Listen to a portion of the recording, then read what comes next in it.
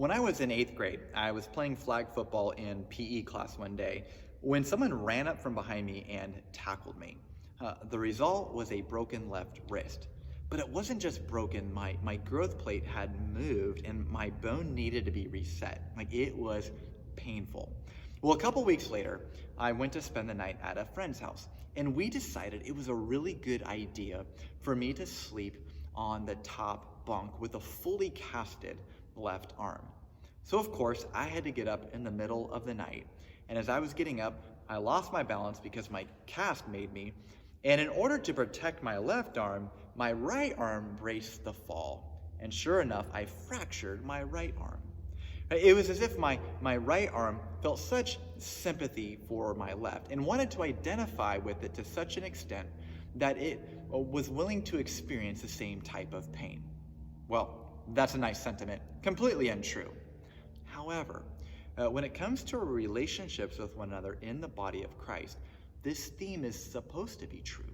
That we are meant to enter into one another's joys and sorrows because of our interconnectedness. Now listen to Paul's words in 1 Corinthians 12, 26 and 27. If one part suffers, every part suffers with it. If one part is honored, every part rejoices with it. Now you are the body of Christ, and each one of you is a part of it. So Paul says that when one part of the body suffers, we all suffer, and when one part is honored, we are all filled with joy. And I love Paul's words because in many ways they kind of fly in the face of what our culture values. We live in a very individualistic culture where it's often a you do you type of mindset.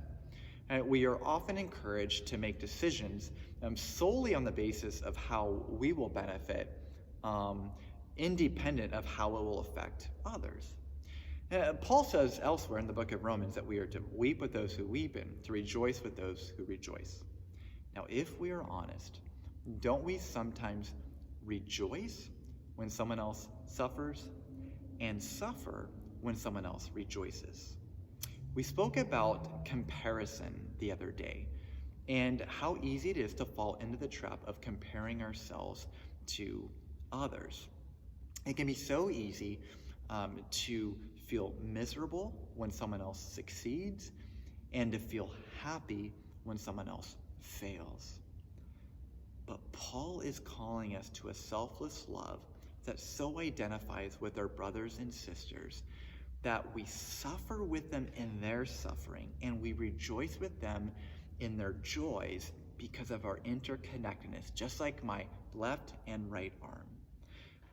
Now, isn't that what Christ did for us? He identified with us in our suffering, right? And that is our model. We enter into the suffering of someone, right? When we do that, there is a part of us that takes on an extra weight, and that there's an extra weight that's put on us, but there's a weight that is taken off of them. Right? Even when someone is discouraged, when we take time to even sit with them, there's a part of us that really incurs a type of heaviness, but there's a part of them that has a burden alleviated. And so in the process, we are entering into their sufferings by maybe coming down a notch, but they are coming up a notch. So in light of this interconnectedness, I just want to leave you with this question, right? Who is someone who either they're suffering or they're rejoicing you can enter into with them?